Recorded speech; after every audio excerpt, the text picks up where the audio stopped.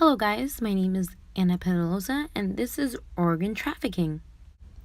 Organ trafficking is the recruitment, transport, transfer, harboring, or receipt of living or deceased persons of their organs by means of the threat or use of force or other forms of coercion, of abduction, of fraud or deception, the abuse of power, or of a position of vulnerability, the giving to or the receiving by a third party of payments or benefits to achieve the transfer of control over the potential donor for the purpose of exploitation by the removal of organs for transplantation.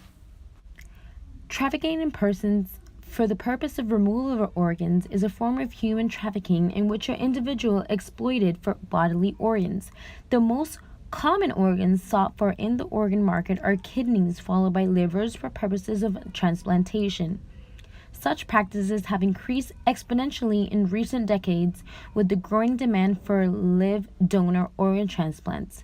This demand is attributable to an increasing differential between rates of end-stage renal disease and decreased donor organ donation.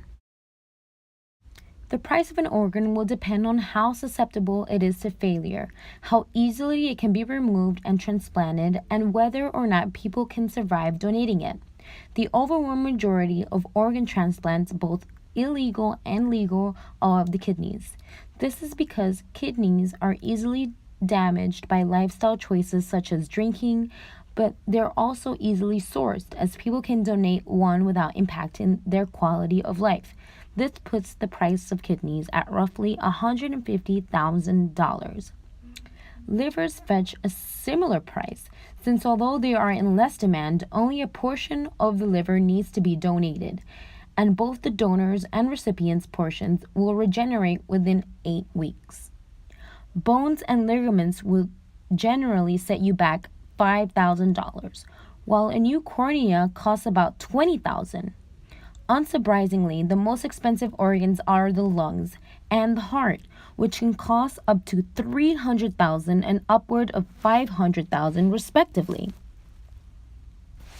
The U.S. Department of Health and Human Services data of Organ Procurement and Transplantation Network reports 121,333 currently awaiting organ transplant, of which 100,402 are waiting for a kidney.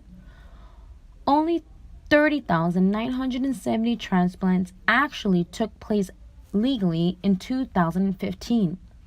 According to the World Health Organization, America is one of the many organ importing countries, and by the use of the web, patients can get transplant packages from $70 to over $160,000. Trafficking in organs and trafficking in persons for organ removal are different crimes, though frequently confused in public debate and among the legal and scientific communities. In the case of trafficking in organs, the object of the crime is the organ, whereas in the case of human trafficking for organ removal, the object of the crime is the person. Research and media reports often use the term broker to refer to one of the main actors in trafficking in persons for organ removal and related conduct. Experts at the expert group meetings confirm that there is not an agreed definition of what constitutes as a broker. They agreed, though, that brokers would usually be seen as being involved in a wider range of activities than just the recruitment, by, e.g., being the link between patients ready to pursue an organ outside the transplantation of systems, organ suppliers recruited from underprivileged, impoverished backgrounds, and not to forget surgeons ready to perform organ transplants in breach of legal and ethical standards. Iran is the only country where the selling and buying of kidneys is legal. As a result, there is no shortage of the organs. But for those trying to sell a kidney, there is a lot of competition. Customers normally come from the U.S., Western Europe, the Arab Gulf states, Israel, and wealthy enclaves in the developing world. Thought to be most prevalent in Israel, India, China, Pakistan, Turkey, Brazil, Nepal, the Philippines, Kosovo, Iran, and former Soviet states in Eastern Europe. Thank you for listening. This has been Anna Penaloza.